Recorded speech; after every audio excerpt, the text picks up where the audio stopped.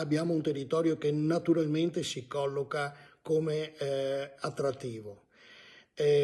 Abbiamo ancora una buona qualità della vita, questo sicuramente. Non è sorpreso Armando Sartori, presidente degli artigiani trevigiani, dai risultati dell'indice Territori Youth Friendly, che misurano la capacità di attrarre, trattenere e sostenere le nuove generazioni. 27 gli indicatori presi in considerazione, suddivisi in 4 dimensioni cruciali.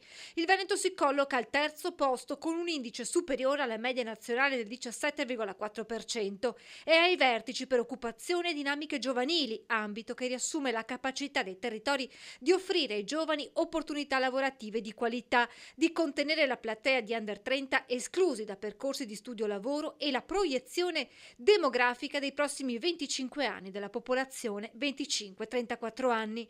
La Marca Trevigiana invece occupa il 14° posto per capacità di attrarre, trattenere e sostenere le nuove generazioni.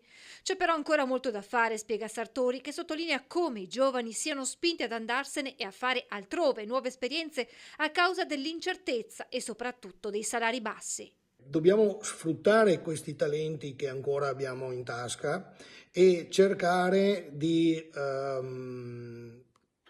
continuare a far valere il nostro territorio e soprattutto di essere sempre più attrattivi per le nuove generazioni. Per creare un tessuto economico e quindi anche sociale positivo serve, rimarca Sartori, sostenere le imprese, ma chiarisce non con sussidi o incentivi, bensì avendo maggiori attenzioni a partire dalla scuola, università, ma prima ancora investendo sugli istituti professionali e tecnici. I nostri giovani formati adeguatamente arrivino nelle nostre imprese e quindi ben remunerati, e qui ci sarà da parlare, da dialogare, ben remunerati resteranno nel nostro territorio.